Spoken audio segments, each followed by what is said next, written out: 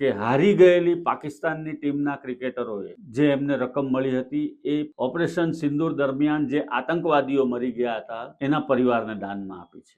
નમસ્કાર દર્શક મિત્રો, હોટલાઇન ન્યૂઝમાં આપનું સ્વાગત છે.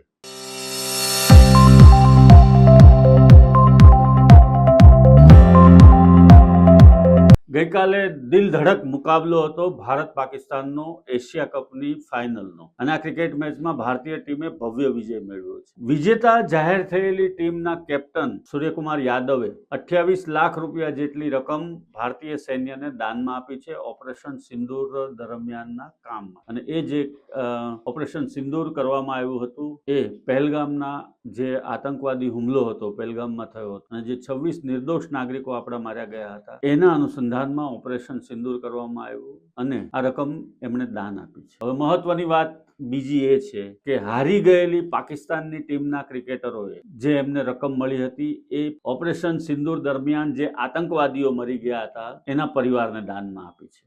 આ માનસિકતાનો ફરક જુઓ તમે. આ દુષ્ટ માનસિકતાનું ઉત્તમ ઉદાહરણ છે. પાકિસ્તાનની ટીમે આતંકવાદીઓના પરિવારોને રકમ આપી છે, એટલે કે આ જ ક્રિકેટના પૈસામાંથી હવે એ લોકો વધારે આતંકવાદ વકરાવશે અને આપણી ઉપર વધારે ને વધારે આતંકી હુમલા કરવાના પ્રયત્ન કરશે. કશે જ કોઈ પણ જગ્યાએ અથવા તો કોઈ પણ સ્પોર્ટ્સની અંદર ક્યારેય પણ કોઈ આતંકવાદીઓના પરિવારને કોઈ દાન આપવામાં આવ્યું હોય એવી કદાચ આ વિશ્વની પ્રથમ ઘટના છે. અને કોઈ પણ સ્પોર્ટ્સમાંથી આવી રીતના દાન આપવામાં આવતું હોય તો એ પાકિસ્તાન જ કરી શકે, કેમ કે એ આતંકી સ્થાન છે અને આતંકી સ્થાનના ક્રિકેટરોએ આ જે કર્યું છે એનાથી સમગ્ર વિશ્વએ સબક લેવાની જરૂર છે. વિશ્વમાં જો શાંતિ જોઈતી હોય તો આવા દેશોને નેસ્ત નાબૂદ કરવાની જરૂર છે. આપણું ઓપરેશન સિંદૂર ચાલુ જ છે, હજી આપણે ઓપરેશન સિંદૂર બંધ કર્યું નથી, એને અત્યારે સ્થગિત કર્યું છે. પણ આ પ્રમાણેની માનસિકતાને કારણે મને એવું લાગી રહ્યું છે કે ખૂબ ઝડપથી ઓપરેશન સિંદૂર પાર્ટ 2 શરૂ થશે.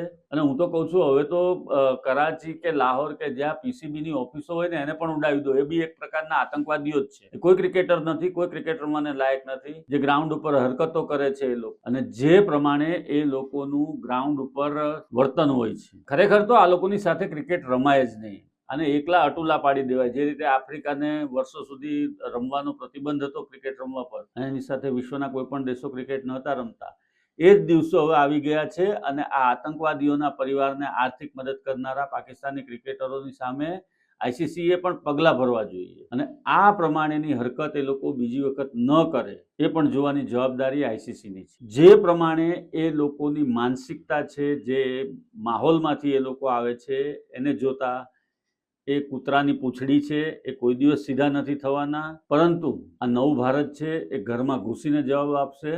અને તમે ગમે એટલા રૂપિયા આતંકવાદીઓના પરિવારને આપશો, પરંતુ આતંકવાદીઓનું નેસ્ત નાબૂદ કરવાનું કામ ભારતીય સૈન્ય કરી શકે છે અને કરતું રહેશે.